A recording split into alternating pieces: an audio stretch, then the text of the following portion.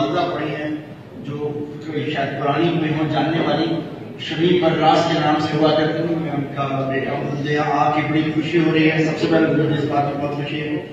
دوسری چیز، اس میں روزے کی روحانیت مختلف مذاہب میں اس میں تھوڑا سا چینج کر دیتا ہوں معذرت کے ساتھ. روزے کی روحانیت مختلف ادیان میں شاید یہ پراپر ہو جائے گا، کیونکہ مذاہب انسان بناتے ہیں اور ادیان اللہ تعالیٰ کی طرف سے آتا ہے. حضرت ابراہیم کا جو ریلیجن ہے، جس کا ترجمہ مذہب نہیں بلکہ ہم دین کرتے ہیں، وہ حضرت ابراہیم کو دین کی صورت میں دیا گیا. پھر وہی چیز کنٹینیو کرتے ہوئے آگے کی طرف ہمارے پاس آتی چلی گئی. بات ہو رہی ہے روزے کی، جو بشپ کلیم صاحب نے بات کہی، جو بات ساری ہماری ہوتی گئی. دیکھیں، ہر ریلیجن میں جتنی بھی اللہ تعالیٰ کی طرف سے دین دیے گئے، دین کا مطلب ہے کہ ایک نظام دیا گیا ہے. دین کا مطلب ایک نظام، ایک سسٹم کہ ایک انسان کو اگر بنایا ہے تو وہ کس طریقے سے اپنا نظام کے اوپر چلے گا، وہ کیا طریقہ کار ہوگا. اگر ہم ایک چیز دیکھتے ہیں تو تمام ریلیجنز میں 5 چیزیں کامن ہیں. پانچوں کے پانچوں ادیان میں ایک چیز کامن تھی. ان میں پہلی چیز نماز، روزہ، زکوٰۃ، حج اور کروسیڈ. یہ پانچوں چیزیں ہر ریلیجن کے اندر رہی ہیں. ہر چیز میں چاہتا تھا آدم سے لے کے آپ نیچے تک آ جائیں تب تک یہ چیز سلسلہ شروع رہا ہے. نام حضرت آدم کی ایک بہت امپورٹنٹ بات اس روزے کے ٹاپک روزہ ہے، میں اس پہ رہتا ہوں جائے ریلیجن پہ جانیں گے. اس میں روزے میں حضرت آدم کی جب پیدائش ہوئی اور وہ جنت میں تھے اور جنت میں گھوم رہے تھے، ایک دن انہوں نے سوال پوچھا اللہ تعالیٰ سے، کیونکہ ان کی یہ نیول کارڈ باہر آئی ہوئی تھی، وہ نکلی ہوئی تھی. تو حضرت آدم نے اللہ تعالیٰ سے سوال پوچھا، یا اللہ یہ کیا ہے، یہ کیا نکل رہا ہے. اور ہم جانتے ہیں جب بچہ پیدا ہوتا ہے تو ایک کارڈ اس کے ساتھ منسلک ہوتی ہے. تو اللہ تعالیٰ نے اس وقت جواب دیا، آدم ادھر سے شیطان تمہارے اندر داخل ہوگا.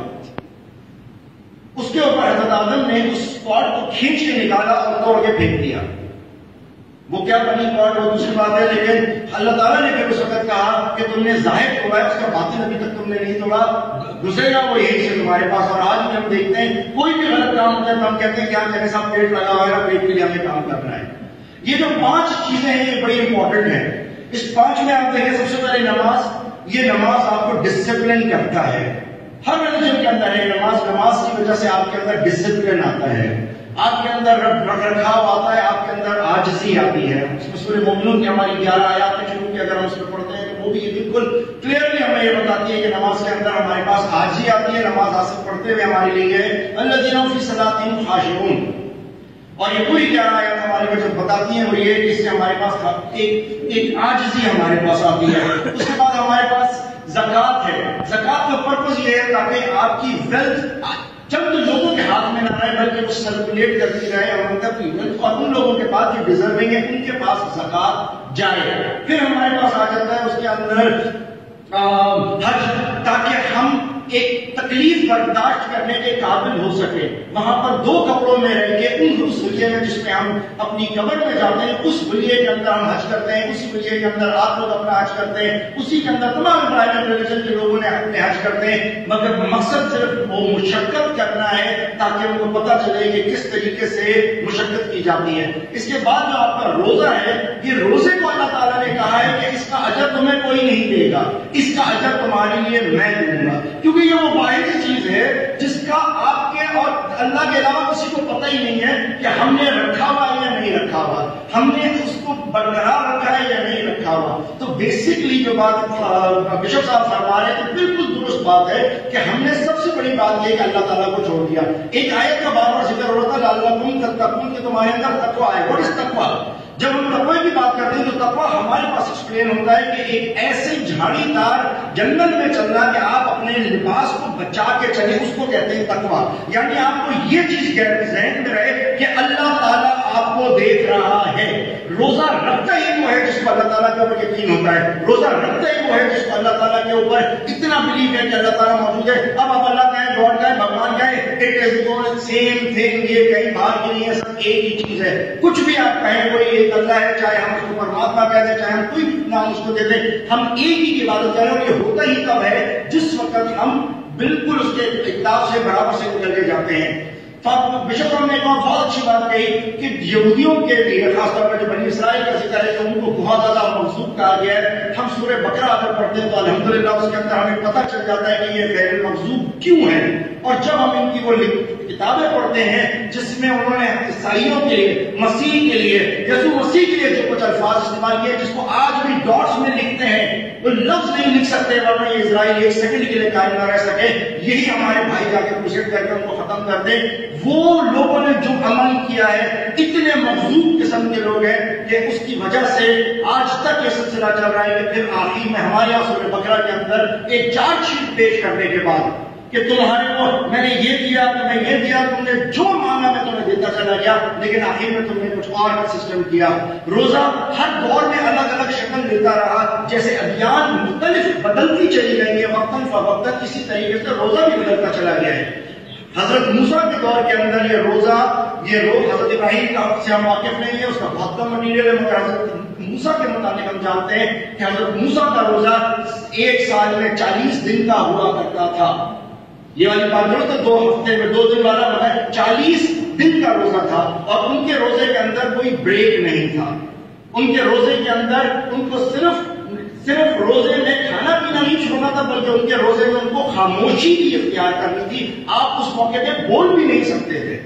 پھر حضرت عیسیٰ علیہ السلام نے آ کے اسی معاملے کو اور بہتر کیا، اس معاملے کو اور آسان کیا، اس سختیوں کو نکال کے اور بہتر طریقے سے لے گئے، اور پھر فائنلی ایک نیا ورژن مسلمانوں کے پاس موجود ہے. لیکن ان سب کا مقصد، بنیادی جو مقصد ہے وہ صرف یہی ہے کہ تمہارے اندر تقویٰ آئے اور تم اللہ کے سے اپنے آپ کو قریب تصور کرو، تم یہ محسوس کرو کہ تم یہ کام کس لیے کر رہے ہو. ہم ایک اور بہت امپورٹنٹ چیز ہے، یہ جو روزہ چیز ہے، اس روزے کی ہم اکثر یہ کہتے ہیں جب کسی نوجوان لڑکی کی شادی نہ ہو رہی ہو تو ہم کہتے ہیں اس کو روزے رکھ لو. ہم یہ دیکھتے ہیں کہ یہ روزہ نفس پہ قابو پانے کا سب سے بہترین ذریعہ ہے.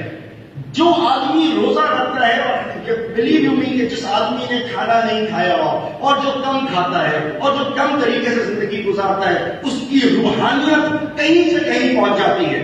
کوئی شخص اگر سمجھے کہ وہ توند نکالنے کے بعد اپنے اندر روحانیت لا سکے گا تو یہ پاسبل ہی نہیں ہے. وہ پاسبل ہی نہیں ہے کہ اس کے اندر وہ روحانیت آ سکے، کیونکہ یہ روحانیت خالی پیٹ آتی ہے. یہ روحانیت کی وجہ سے یہ رہبانیت مسیح بھائیوں میں آئی کہ اور کیا اس دور کو ان لوگوں نے کھایا، کیا وہ بڑے انہوں نے جگہوں پہ بیٹھ کے کھایا، یا سالوں سال انہوں نے کوئی چیز نہیں کھائی. اگر ہم اپنے پرانے سینٹس کو دیکھتے ہیں، کیا ان کی تعلیمات میں انہوں نے ساری زندگی روزے رکھے، اور وہ روزے رکھنے کا مقصد کیا تھا؟ تاکہ اپنے آپ کو پاک کریں. جتنا پاک آپ اپنے آپ کو کریں گے اور جتنا خدا کے قریب آپ جانا چاہتے ہیں، تو یہ روزہ ایک بہترین میڈیم ہے ان کے قریب جانے کا. لیکن اگر اس روزے کے اندر آپ ان اعمال پہ اثر نہ کریں، اس بھوک کے بعد آپ کو سڑک پہ چلنے والے غریبوں کی بھوک کی قدر نہ ہو، اگر آپ کو یہ قدر نہ ہو کہ غریب کس طرح سے چلتا ہے، تو آپ کا روزہ کسی مقصد کا نہیں ہے. اگر آپ نے اس کے بعد اپنے اندر نیکیاں شرافتیں نہیں آپ کے اندر آئی، آپ کا روزہ کسی کام کا نہیں ہے. آپ نے اپنی نظر کو قابو نہیں کیا، آپ کا روزہ کام کا نہیں ہے. آپ نے بد کلامی کری، آپ کا کوئی روزہ کام کا نہیں ہے. یہ روحانیت آپ کو ملے گی اس وقت جب اس روزے کو پراپر طور پہ، پراپر انداز سے ہم اس کو مکمل کریں گے. تو میری اللہ سے دعا ہے کہ ہم سب جو بھی روزہ رکھتے ہیں، چاہے میرے مسیح بھائی رکھیں، چاہے سکھ بھائی رکھیں، کیونکہ یہ ہر ریلیجن میں ہے، یہ بھائی میں بھی ہے، یہ عیسائی میں بھی ہے، سکھ میں بھی ہے، بدھزم میں بھی ہے. بالا مدعا سے لے کے آپ کسی بھی ریلیجن کو اٹھا کے دیکھ لیں، ان سب میں روزہ ضرور ہے، کیونکہ روحانیت آپ کو ملتی نہیں ہے. خالی پیٹ کے علاوہ روحانیت آپ کو نہیں مل سکتی. اور اگر آپ مینٹل کمیونیکیشن بھی کرنا چاہتے ہیں، کہ جو بڑے بڑے اولیاء اور اوتار ہوا کرتے تھے، اور اسی ہندوستان کے ہم دیکھتے تھے کہ یہ لوگ قبروں کے اندر 6 مہینے سو جایا کرتے تھے، ان کے پیچھے ریزن کیا تھی؟ خالی پیٹ رہا کرتے تھے. ان کا کنیکشن اللہ تعالیٰ سے بہت تیز تھا.